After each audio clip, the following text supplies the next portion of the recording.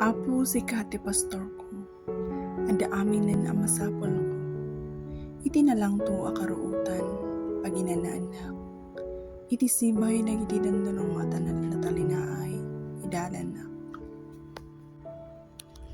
Ipaay mo kanyak ti baro a pigsa, tarabayan nak iti tumutop adalan kasin karim.